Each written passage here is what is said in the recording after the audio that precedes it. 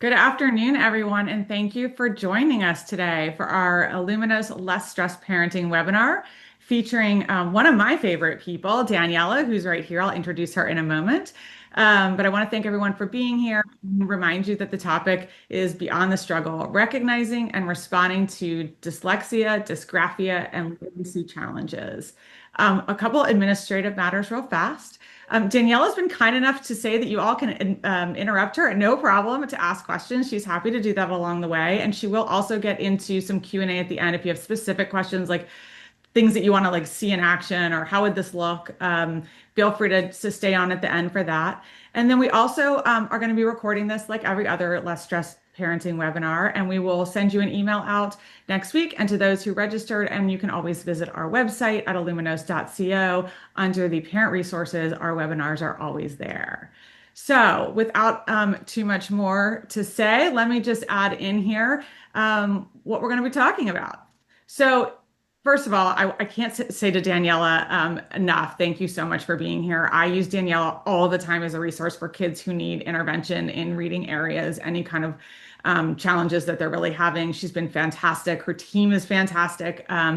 And it's been a great success because we always want kids to have this type of intervention before they jump into executive functioning or other types of things, because this is the piece that will really help them excel and be able to go into those other kind of supports that they need and be able to use them properly.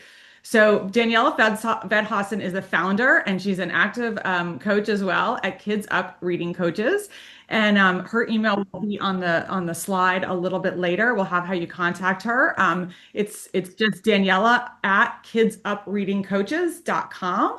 But again, we'll show that on the display later, and you can always reach her either at her email or through her website, which is fabulous.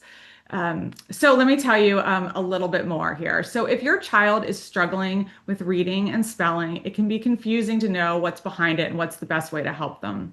That's why we're thrilled to have Daniela, and she specializes in working with kids that face these type of challenges. And she has really helped countless families understand learning differences like dyslexia and dysgraphia and other literary-based learning differences. So she's there to provide actionable support and a great plan to help your kiddo get up to speed and to be where they need to be. She's going to talk to us today about things like what dyslexia and dysgraphia are and the red flags to watch for, what phonological skills are so critical to literacy development, how to advocate more for your student in school on what they need and what type of school settings would be most helpful to them, and what to look for in a private reading tutor. We really look forward to this insightful list of practical tips and information. And Daniela, thank you so much for being with us. I am actually going to turn it over to you. If you have your slides ready to share, I will take mine down. Okay, that sounds good. Thank you so much for having me, Wendy. I really appreciate the opportunity to be here and to talk to all of you guys. It's been wonderful working with Wendy, and I really appreciate that. So we're here to talk about dyslexia, dysgraphia, literacy challenges, and there we go. Okay. Daniela Feldhausen, here's my contact information. You'll get it again at the end. And here's really what we're talking about. We're talking about the reading problem in this country. And all of you who are on this call have an interest in the reading problem, because, probably at least in part because it's such a large problem in this country. I think the first thing I want you all to know is that you are not alone. There are so many families and so many children right now who are struggling with reading and who are struggling with spelling. The Nation's report card came out not that long ago and said that only about 31% of fourth graders are reading at a fourth grade level or above. And that means that 69% of them are not, which is horrible. But we'll get into a little bit more about, what it all means. What is dyslexia? What can you do if your child is diagnosed with dyslexia? So let's start by talking about what dyslexia is. And as Wendy mentioned, you guys can interrupt me at any time if you have any questions, or we can do questions at the end, whatever works best for you. So definition of dyslexia. If you go onto the website of the International Dyslexia Association, it will tell you, this big description that's up here on your screen. I like to paraphrase it as unexpected trouble learning to read, meaning your student's been in school and has gotten instruction, So unexpected trouble learning to read, comma, usually the result of a problem with phonological awareness or phonological processing. And that is for many students really the crux of the matter. Not for all, but for the vast majority of kids, the real underlying, problem, the real underlying root cause, if you will, is this phonological issue. And we're going to talk about that a bit more because it's not always clear and it's not always, out like what is phonological, what does that mean exactly? So I thought we'd take just a minute or two to talk about what that actually means. The phonological piece is really about the fact that words are made up of individual sounds.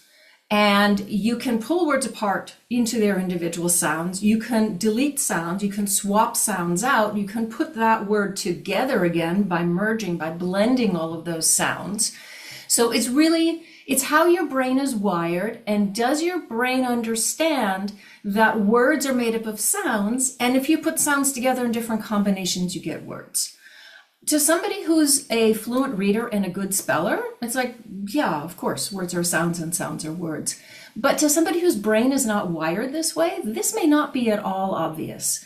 These are the kids who in the classroom are trying desperately to memorize words. Like they're seeing words as a unit, like this is a unit and this is a unit and this is a unit, and I have to memorize this one and this one and this one and this one.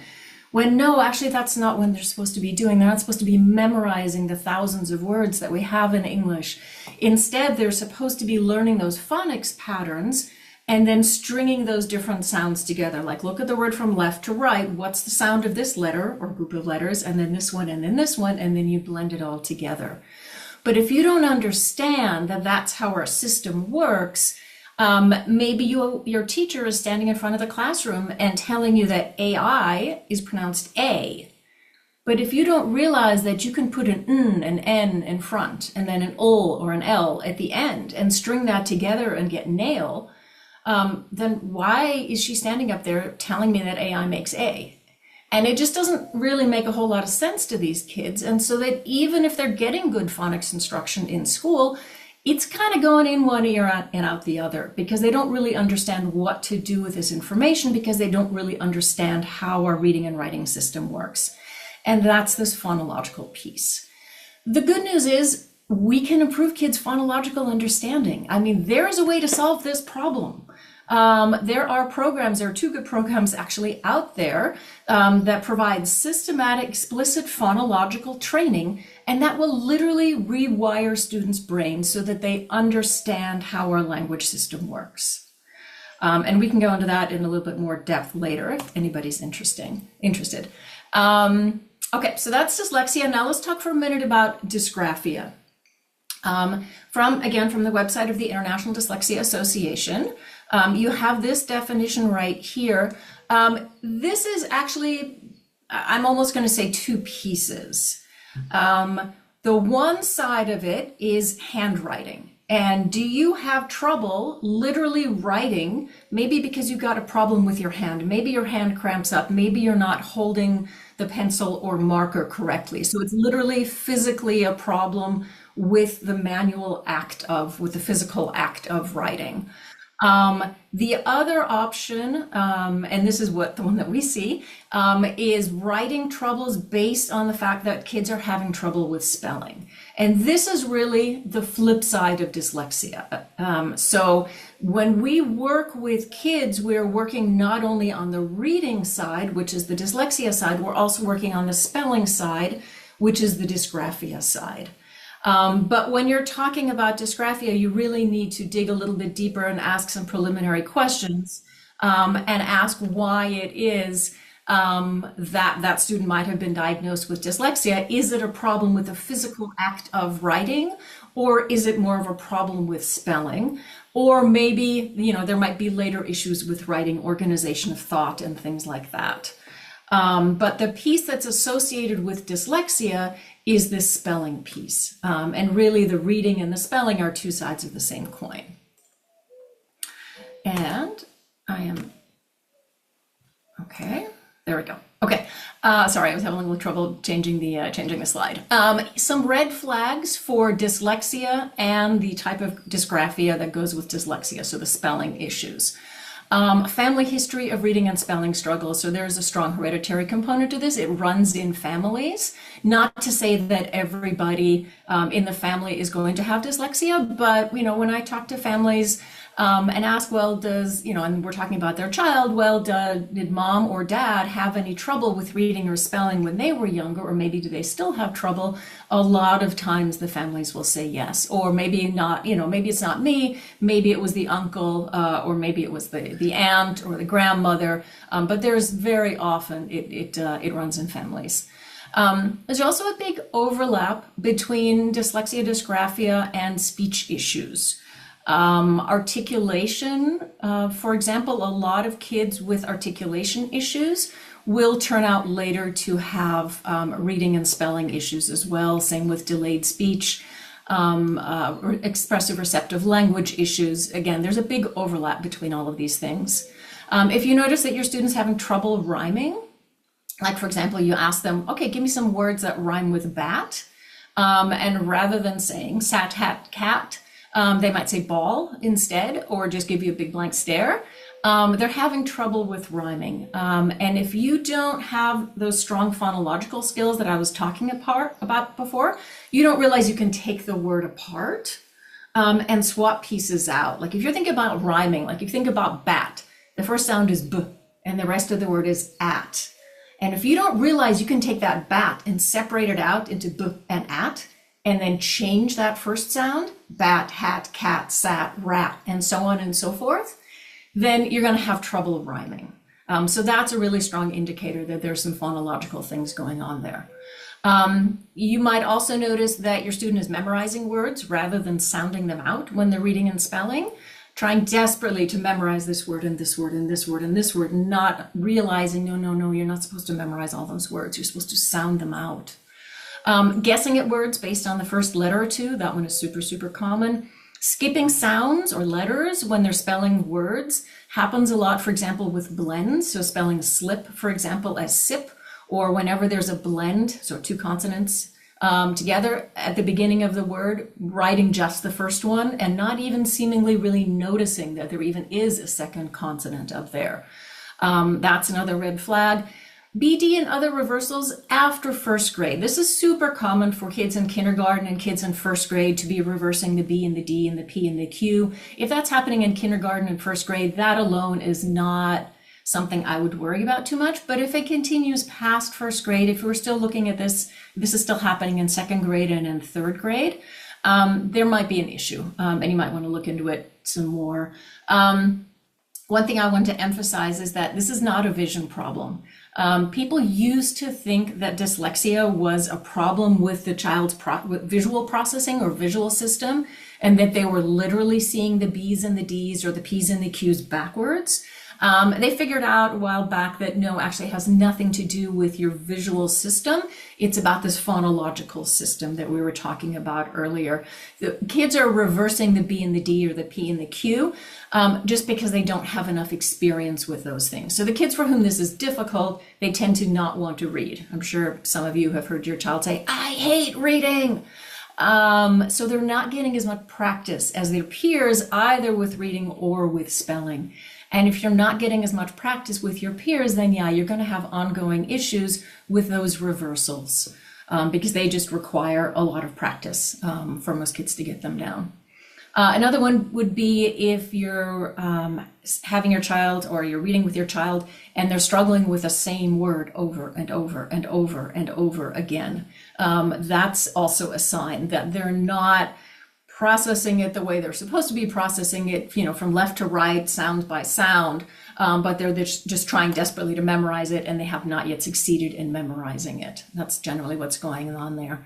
And then these kids tend to be really self-conscious about reading. They don't want to read. They hate reading. They don't want to read out loud. They avoid doing it at all cost. And if you're going to make them read, then they'll go sit in a corner with a graphic novel and do their best / look at pictures for the time that you assign them to be reading. We can talk about that some more as well.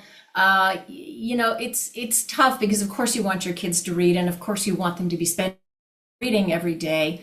If they don't have the underlying skills in order to be able to do it, though, then really what they're going to end up doing is guessing at the words.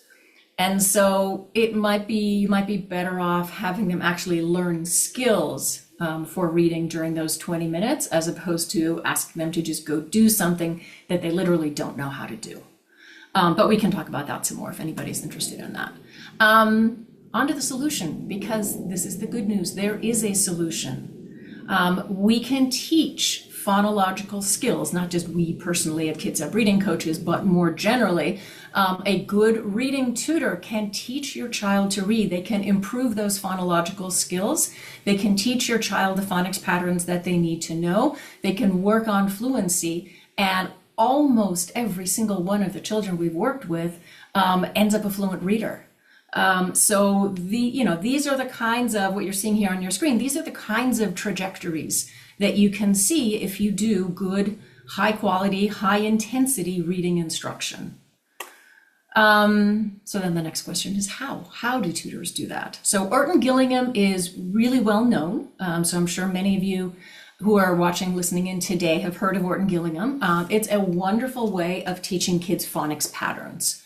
The slight twist there, though, is that the phonics, as I mentioned before, isn't enough.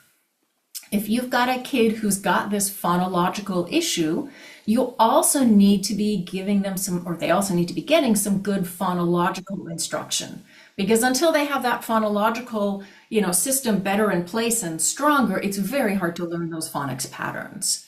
And so what you want to be doing is checking their phonological skills. And you might be like, if you're getting dibbles or other kinds of testing through school, or maybe you've gone to a psychologist, either in school or in a private practice, and you've gotten your child tested, you should have a sense of how their phonological skills are. There are some kids who are struggling with reading who have strong phonological skills. Those kids probably just need to learn their phonics patterns and work on the fluency, and Orton Gillingham is great for that. If you've got a student who's got weak or average phonological skills, and average is not good enough. If you've got a child who's struggling with reading and the school or someone else tells you, their phonological skills are average, that is not good enough. You need them to have strong phonological skills so that they can learn those phonics patterns. Average, the range of average is enormous. And low average, middle average, even high average, I would say is not good enough. So if you've got one of those kids who's got weak or average phonological skills, you need them to be learning the phonological skills they're missing, and you need them to be learning the phonics skills as well. So you need to make sure that if you're going to hire someone, or if you're going to have them do it in school, you need to be sure that the person who's teaching your student knows how to teach phonological skills, is doing it with a really good, strong program in phonological skills, and is also using a good, strong program for teaching those phonics skills. Okay, I think I just got phonological and phonics confused. So let me rewind that and try that again. So you need to make sure that they're using a good program for teaching your student phonological skills. There are two good ones out there. Heggerty is really good. That tends to be used in a big sort of classroom setting. Kilpatrick is really good, and that tends to be better, I think, for one-on-one instruction. So we use Kilpatrick in our tutoring. And then on the phonics side, you want something that's Orton Gillingham based. The good news is there are a lot of programs out there that have an Orton Gillingham based. So your school might be using something called Wilson Foundations. You might have heard of Barton. You might have, there are a bunch of different Orton Gillingham programs out there. So you just want to make sure that whatever program the teacher or tutor is using is Orton Gillingham based, but there's not like one particular brand that you need to be looking for. If you're wanting to do this through school, you should know you have the right to have your student tested for dyslexia and dysgraphia. Schools won't always use those words, dyslexia and dysgraphia. Some schools prefer to use the terms specific learning disability, or SLD, in reading and writing.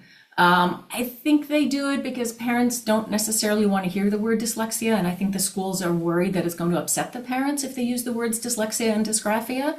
So they call it specific learning disability in reading and writing, but it's the same thing.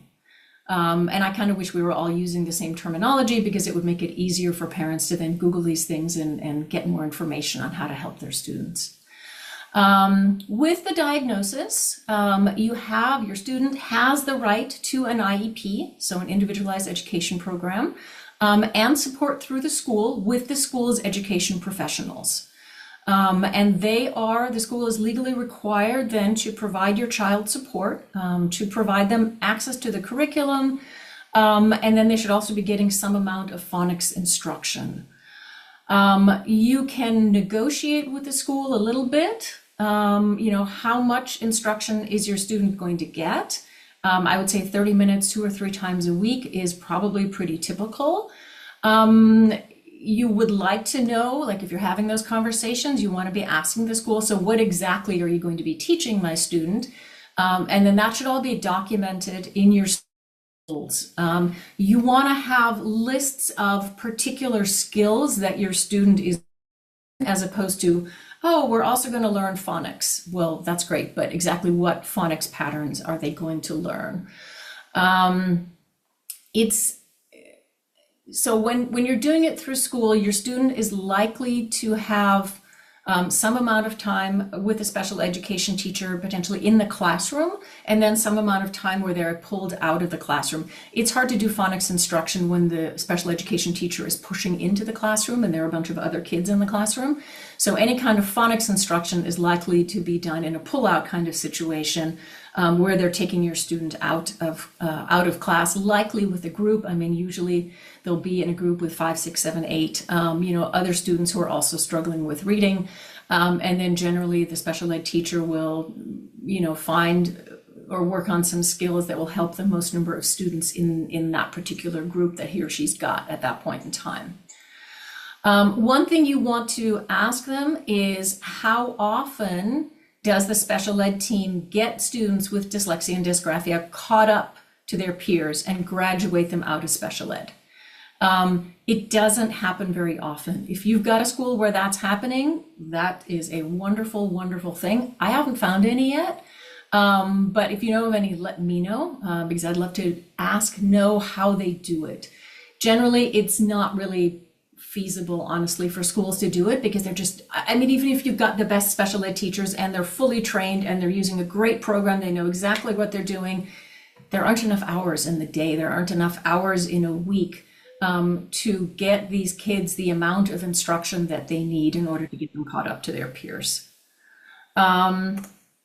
So if you decide then that you don't want to go through school, or maybe you want to supplement what's happening in school, you could look for a private reading tutor. So that's what we do. Obviously you don't have to go with us. So let me just give you some advice on things to look for, things to ask about if you're looking for a private reading tutor. On the phonics side, as I mentioned before, you want to make sure that the tutor is using an Orton-Gillingham-based phonics program. Again, there are a bunch of different brand names out there, so that's not as important as just the fact that it's OG based. You want to make sure they're doing systematic, explicit phonological instruction. Again, Kilpatrick and Hegarty are the 2 good ones. You want to make sure the instruction is tailored to exactly what your student needs. So you don't want your student to be run through a generic program. We're going to start at the beginning and we're going to march through all of these different steps. What you want is a tutor who's going to test your student up front, figure out what skills they've got, what skills they're missing, and then do instruction that is targeted specifically to the skills that they're missing. You want to think about session length. I've seen tutors who do 60 minutes or 90 minutes. I personally think 90 minutes is too long for most students. We only do that very occasionally. Most of the time, our students are doing either 45-minute sessions or 60-minute sessions. It really depends on, ADHD, scheduling issues, things like that. By the way, the ADHD, I would say about half the kids that we work with have ADHD. So that's kind of par for the course when you're talking to a private reading tutor. They should be able to work with that. That shouldn't be a big issue. And then in terms of the frequency, that's a conversation you'll want to have with the tutor once you've done the upfront testing to see what your child knows in terms of phonological skills, phonics and such, and what they don't know. Because you want to get a sense of, well, does my child have this much work to do in order to get caught up, or do they have this much work to do in order to get caught up? And how quickly do you want them caught up? Like, do you really, really, really want them caught up by, let's say, the start of the new school year? Or would you rather take a more, slow pace, and it's okay with you if this takes a little bit longer? And different families have different preferences on that front. But if you're wanting the high intensity to get your student caught up as quickly as possible, then make sure that you're talking to the private reading tutor and make sure that they can accommodate that. And then another question that always comes up is online versus in person. So we do everything online. We've found that with the high intensity tutoring, it is really hard to squeeze 3 or 4 or even 5 sessions into a student's day. If you, the parent, are having to drive them to a tutoring center. And a lot of people don't really want tutors in their home in the evenings while they're, making dinner or getting younger siblings to bed or things like that. And the online really does work very, very well. And if you guys would like, at the end, I can bring out some of the materials and show you some of the things that we do. But the online tutoring actually works super well, including for kids with ADHD, including for kids who hated Zoom tutoring or Zoom schoolwork during the pandemic. This is very different because it's one-on-one. This is not what those poor teachers were trying to do during the pandemic with, one teacher trying to corral 20 or 25 or 30 little boxes on a screen. It's one-on-one. It's very, very different. But again, if you guys would like, I can show you some things that we do later on when we get to the Q&A portion. Yeah, and I'm trying to go to the next slide and it's once again getting stuck. There we go. Okay, so this is what we do. We take kids from I hate reading to I love reading. Students in grades 1 through 12, we do this kind of one-on-one evidence-based high intensity instruction that I was just describing, tailored to what your student needs, variable session length, you get weekly progress updates, convenience of Zoom. And if you're still worried about Zoom, you can try it out for a week and you will love it. If you don't love it, you can leave after a week and we won't charge you for that. If you want to reach out to me, it's Daniela at kidsupreadingcoaches.com, or go to our website or go to our LinkedIn page. Okay, does anybody have any questions? Let me adjust this camera a little bit. Sure. There we go. Okay. Feel free to pop off of mute and ask your question, or we can also go through the chat to do that. It is, let me just make sure we're good now. And you're welcome to ask questions either sort of generically, or you can ask questions about your particular student. I'm totally happy with either approach, whatever you're comfortable with. If everybody's being shy, we do have a question that came in beforehand that are assistive technologies or tools like audiobooks, speech to text recommended alongside structured reading intervention? Yeah, I think it's a wonderful thing. I always suggest to parents, yes, of course, you absolutely want to do the tutoring. You absolutely want to get your child reading and spelling well, but there are other ways to read. There's some, called ear reading, so audiobooks. It is a wonderful, wonderful thing if your child is listening to audiobooks while they're doing tutoring, while they're learning to read, with their eyes. But there's so many aspects of reading that you can get from doing it through the ears. You learn about grammar, syntax, sentence structure. You learn about the world around you. You can talk to your friends about the books that you're reading. Absolutely. Audio is totally the way to go. I think it's a wonderful, wonderful thing. You do just want to be doing both. I don't think that I personally think that kids need to be able to do it without the technology. But it is absolutely a wonderful thing to be doing both simultaneously. And then there are plenty of folks who aren't dyslexic who later just choose to read audiobooks. So there's nothing wrong with audiobooks and with dictation. Those are all good things. Okay, we have another question. How do I advocate for my child's school to test her? You can advocate, but honestly, you have the absolute right to have your child tested. I mean, this should not be a huge, huge problem. I'm guessing if you're asking that question, I'm guessing what's happening is that you've gone to school and they're telling you, no, and let's do this first and let's do something else. schools tend to hesitate and they tend to want to try out a few different things before they put the kids through the testing, in part because of resource constraints. But legally, you have the absolute right to have your child tested. If you want to take advantage of your right, you need to put it in writing. So don't just say to the teacher or the principal, I want you to test my student.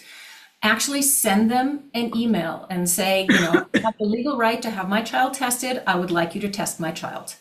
And then that starts the clock ticking and they will test your child. Terrific. Thank you. Let's see another one. Can a kid have an average to above average reading skills test, but still have dysgraphia? So there are absolutely kids who learn the spelling patterns well enough to be able to read with them, but not well enough to be able to spell with them. So yes, absolutely. We absolutely see that. They need basically the same kind of instruction. If the spelling is a problem, again, it's usually a phonological problem at base.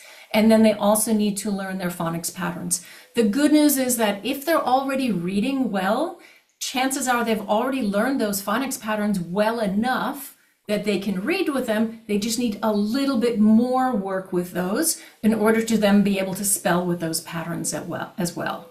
So yes, absolutely, we do see it, and it requires the same kind of intervention, although probably a little bit less of it than somebody who's also struggling with reading and not just with spelling.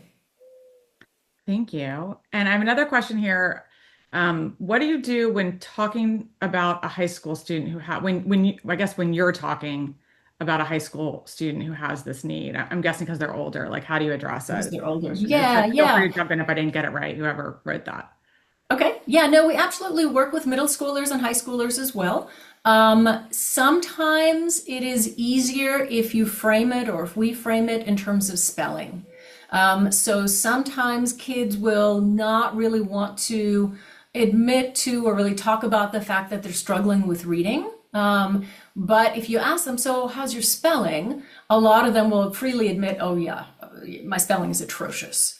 And then you can sort of enter the conversation and have the conversation that way about, well, would your life be better if your spelling was better, if spelling was easier for you? Do you think you'd get your homework done more quickly? Do you think you'd have more mental energy to think about what it is that you want to write and write good sentences and write long sentences and really express what you're thinking, as opposed to getting bogged down in how to spell this word and how to spell that word, and oh boy, I better use short words and short sentences and just, write the minimum possible. So a lot of times with the older kids, we'll focus more on the spelling. When we're talking to them, we'll focus more on the spelling than we do on the reading. But as we're doing the spelling instruction, and we'll frame it in terms of spelling instruction, and as we're doing the spelling instruction, of course, that's working on their reading as well. So you're still doing essentially the same thing. You're just framing it a little bit differently and talking about it in terms of spelling rather than in terms of reading, and that tends to work better for some of the older kids. Thank you. Sure. My son does not learn well with virtual learning. Do you have a center in Maryland for in-person help?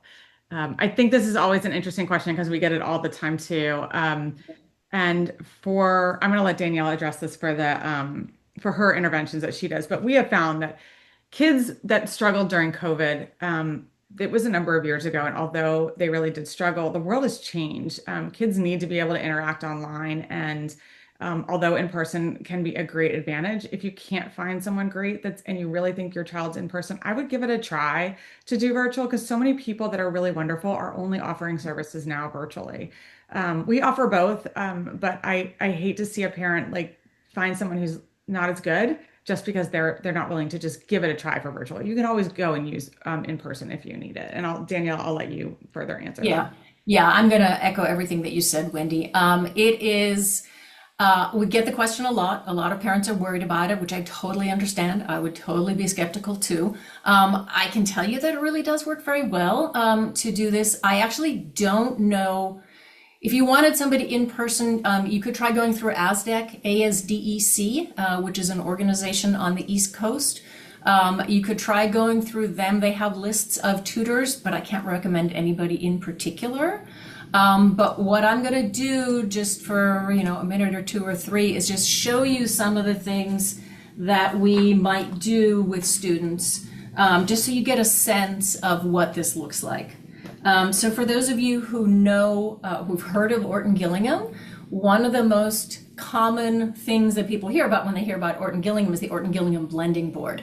And so I just put this up on my screen.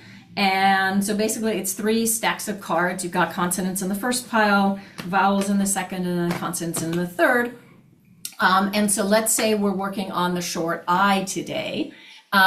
You can have the students sound it out, nib, nib, faster and faster till they've got it. And then you can swap out the first pile. And then we've got lib, and then we've got kib. And so on and so forth. And once they're able to do that, swapping out that first pile, then we do it with the next pile. So pib, and then we can swap out the third pile and go pin and pit and pid and so on and so forth. And then once they can do it, swapping out the first and the third pile, and they know multiple vowel sounds, then we can swap out the pile in the middle with the different vowels, pid, pod, pad, and so on and so forth. And the idea here is that it gives you lots and lots of really good targeted practice with whichever phonics pattern your student is learning. And we all have these big boxes full of different phonics patterns that we put up on this blending board when we're doing that. And then here, let me show you something else that you can do online super well. Let's say you're working on open and closed syllables. These are the Orton-Gillingham houses that we use to teach kids about open and closed syllables and whether a vowel sound is long or short. You can see this house right here. If the door is open, that's what we call an open syllable. And the vowel can run outside and scream its name, I. So this is an open syllable. This is an I. And the word is high. If you close that door, this is now a closed syllable because this consonant is blocking in the vowel. So we now have a closed syllable. That I can't run outside and scream its name. It's got to use that other sound, that softer or indoor sound, that the I. And so this is hit. And so we have a bunch of these. Something else that we can do online. I'm just trying to show you different things. I'm looking around my desk. Here's something else that we work on with kids when we're working on spelling. I mean, spelling is part of every single lesson, but as you get into those second grade phonics patterns where you're learning more and more ways of spelling particular sounds, kids will have a vowel chart like this. And we can talk about what are all the different ways to spell the long A sound. And kids can look at their chart here. A, open syllable. A magic E or silent E or a consonant E, whatever they're calling it. A I, A Y, E A. All the different ways they know to spell the long E. And they've got all these different options. And then the one that is most common is always the one that's circled. And then these are the other sounds over here, the ones that are neither long nor short, and so on and so forth. So those were just, I don't want to take up too much time, but those are just some of the things that you can do in this kind of online instruction. And again, like we offer parents a guarantee. It's on our website. Try it for a week, love it, or it's on us. If you really think at the end of the week it's not working, you can leave. We won't charge you for that week of tutoring. It's fine. Not a single family has ever taken us up on that. But lots of people have agreed to, okay, fine, I'll try it for a week. So it really does work. Okay, any other questions, or what other questions are there? Daniela, do you have any advice for those with kids that are dealing with dyscalculia? I actually don't. We are super, super specialized. Like we only work on reading and spelling. So when students have issues with reading, with math, we will suggest that they go work with another tutor on math, but that's not something that we do. Okay, no, I think that's helpful to explain the difference too. And then let's see what else. Can you turn around a little bit of what you just showed actually into how parents can support the phonological awareness at home, even when they're not trained educators? Sure, absolutely. Yeah. So what you want to do, the phonological piece is probably the most important. And if you've got maybe an older student who's already struggling with reading and spelling, and then you're starting to see the signs in younger students, there are absolutely some interventions that you can do to help your child work on those phonological skills. And they're really about taking words apart, noticing what is the beginning sound? What is the ending sound? So for example, you could play games like, let's think of all the words we can come up with that start with whichever sound you choose. So maybe you start with a B sound. Okay, bat, ball, baseball, bump. Come up with all the words you can think of that start with B. And then do it with, all the different letters. Once they're solid with that and can separate out and can really isolate that first sound in the word, you could play the same game with the ending sound. Okay, now let's come up with a bunch of words that end in t or d or or, whatever it is that you choose. So developmentally, kids are able to isolate that first sound in the word first. Later, they become able to isolate that last sound in the word. And then after that, developmentally, they're able to start to recognize what's going on in the middle of the word. So cat, what are the sounds in cat? K, a, t. So that's another thing that you could do. You could have, and we actually have here lists of words that have two sounds. Okay, so let's start, if you're doing this with a young student and you're just starting out, what are the sounds you hear in each? E, ch. What are the sounds you hear in at? At. Once they can do it with two sounds, then have them do it with three sounds. Once they can do it with three sounds, have them do it with a word that has four sounds. Once they can comfortably do it with four sounds, have them do it with words that have five sounds, and all the way up to six sounds. What you really want is for them to be able to pull that word apart and notice, hear, pay attention to each one of those sounds.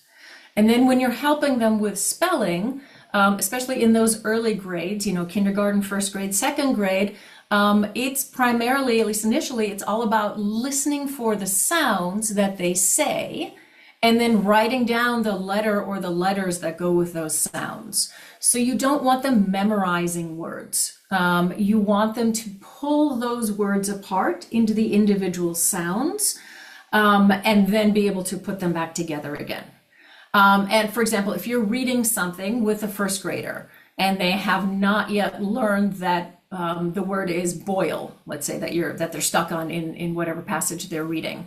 Rather than pointing at that word and saying, oh, that word is boil, what you want to do instead is say to them, O-I in that word is pronounced oi. So now you take that and you plug it in. And by doing that, you're still having them think about B is B, the O-I is oi, and the L is ul, and then blend that all together. That's how this process works, that kids learn words. It's called orthographic mapping, if anybody's interested in delving a little bit more deeply and doing some Googling. But orthographic mapping is what helps kids learn those words so well that they don't have to sound them out anymore. And so if you have them focus on each one of those sounds, so the orthographic mapping is about recognizing the sounds, recognizing the letters, and knowing the meaning of the word. So the orthographic mapping is basically about the kids associating the individual sounds with the letters and the meaning of the word. And then once they've done that multiple times, that word will stick to their brain, is how I explain it to kids. And once the words are stuck to their brain, they can read those words without having to sound them out anymore. Like if you think about yourself as you're driving, you're driving along the highway and you pass a billboard. You couldn't not read those words on the billboard if you tried. You can't stop yourself from reading them. Your brain just automatically recognizes those words. And that's because those words for you have gone through that mapping process. And so now you know those words. And so what happens is that over time, as kids sound out more and more of these words, more and more of these words stick, and their sight vocabulary increases. So those are, and when I say sight vocabulary, I mean the words that they can read just from looking at them without having to sound them out anymore. So we have one more question. Can you talk a little bit more about testing that you guys do up front to determine where the student is and at before you start tailoring their instruction. And So we'll check a child's phonological skills and we'll check their phonics skills. We check their phonological skills using that Kilpatrick program that I was talking about before. So the Kilpatrick program has its own screener. And then that tells us which levels, which skills the child has and which skills the child still needs to work on. And then on the phonics side, initially we do the core phonics screener, or I think it's called the core phonics assessment or survey. And then that will give us the initial indication of, okay, these are the skills generally that the student knows, and these are the ones that they need to work on. No screener that you do up front is going to cover every single one of the skills. That would not be a screener anymore. That would be a full-blown test and would take a whole lot longer. But doing that gives us a very good idea of, okay, the child knows their short and long vowel sounds. They know the blends, or maybe they don't know the blends. They know the digraphs, or they don't know the digraphs, the R-controlled vowels, the, et cetera, et cetera. So it works in kind of categories of different skills. And when there are weaknesses in some portions of a category, then that's the indication for us that, okay, we need to go back and we need to check more things in that category that maybe weren't covered by the screener. But yeah, so that's what you want to do up front. You want to figure out what skills they have and what skills they're missing, and then really target those skills that they're missing. terrific. Thank you so much, Daniela. I think we're getting close to the time now. So I just want to thank you for being with us today and sharing your experiences and how you work with kiddos. Your insights have been incredibly helpful, I hope, to the parents and educators that are on this call, because we do have both. And we want to thank everyone who joined. So sorry about the little bit of IT hiccups. I'm not really sure what happened there. We'll be talking to Zoom, but we will take care of that. And if you'd like to learn more about Kids Up Reading Coaches or connect with Daniela, she did share the information, and hopefully you were able to take a screenshot or go ahead and scan that QR code. At Illuminous, we're here to help students with services like executive functioning coaching, in other words, like organization, time management, calendaring and planning, studying, and the things that you really need to do to get through life generally and the process of school. So if you're interested in learning more about us, you can always reach out through our website, illuminos.co. And we hope that you also reach out to Daniela and seek more input from her if you have a student or a child who needs her support. So thank you very much to everyone who joined. We will be sending out an email with the posting of this recording, and we will clean up the gentleman information that someone got in and put, so that won't be on there. So I really do thank you for attending today. We hope to see you at the next Less Stressed Parenting webinar. Sounds good. Thank you so much, Wendy. Thanks, Danielle. You're awesome. Bye. Okay, have a great day, everyone. Bye-bye.